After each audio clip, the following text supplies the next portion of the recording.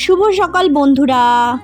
এখন বাজে ঘড়িতে 8:30 আর আমি স্নান করে ঠাকুর ঘরে চলে এসেছি। আজকে গোপাল ভাইকে ভোগ খাওয়ানো হবে। এত কাজের চাপে না ভিডিওটার এডিট করাই হয়নি, তাই একটু দেরি হয়ে গেল দিতে। বন্ধুরা, গোপাল ভাইকে আজকে সকালবেলা লাল জামাটা পরাবো, তারপর যখন দুপুরে ভোগ দেওয়া হবে তখন আবার এটা পরাবো। অনেক রাত্রিতে গোপাল ভাইয়ের স্নান হয়েছে, তাই এখন আর অত স্নান করাবো না, একটু হাত পা মুছে দিচ্ছি। মেয়ে আমার ঘুমোচ্ছিল, এই ফাঁকে আমি পুজোটা সেরে নিলাম। সকাল সকাল পুজো দিতে না খুব ভালো লাগে, মনটা একদম পবিত্র হয়ে যায়। এই লাল জামাটা আজকে পরাচ্ছি, কারণ যেদিন গোপাল ভাইয়ের স্নান হয়েছিল সেদিন সবার মুখে শোনা কথা যে সেদিন নাকি সাদা পরালে খুব শুভ, মানে গোপাল ভাইকে যদি সাদা জামাটা পরায় তাহলেও খুব শুভ, তাই সেদিন সাদা জামাটাই পরানো হয়েছিল। এদিকে দেখো লোকনাথ বাবাকেও একটু পুজো দিয়ে নিচ্ছি। এই যে তাড়াতাড়ি করে ঠাকুরকে খেতেও দিয়ে দিলাম।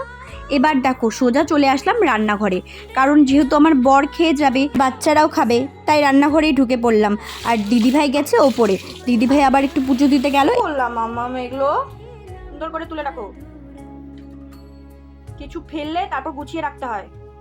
গাটারগুলো এক্ষণে রাখো। হ্যাঁ, আর আমার মেয়ে সারাদিনে একটা না একটা কিছু করতেই থাকে। যাই হোক,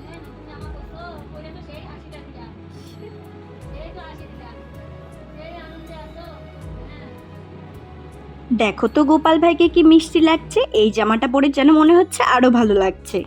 তারপর এই যে সবাই প্রসাদ খাওয়ার জন্য আমরা চলে এসেছি। এদিকে বাল্য সেবা হবে, মানে সব বাচ্চাদের একসাথে বসিয়ে দেওয়া হবে, তারা একটু প্রসাদ খাবে, ওই নামে মাত্র আর কি, ওরা তো আর ওইভাবে খেতে পারে না। এইদিকে দেখো সব কিছু কমপ্লিট, সুসম্পূর্ণভাবে সব কিছু হয়ে গেছে, পারফেক্টলি হয়ে গেছে। আর এই যে আমার জীবনের আরেকটা বড় যুদ্ধ, আমার মেয়েকে সাজানো। যাই হোক, সেটা কমপ্লিট করে কাকিমাদের বাড়িতে চলে গেলাম ঠিক 12টার সময়। দেখো কি সুন্দর করে স্নান করাচ্ছে, আর আমাদের গোপুসোনাকে এখানে কি মিষ্টি লাগছে। জন্মাষ্টমী হয়তো 2 দিন পড়েছিল, আমি তো সেইভাবেই জানি না, বড়রা জানে। আমাদের আগের দিন করেছিল আর কাকিমাদের পরের দিন করেছিল। বন্ধুরা, ভিডিওটা ভালো লাগলে অবশ্যই লাইক করে দিও, অন্তত গোপাল ভাইয়ের জন্য। টাটা।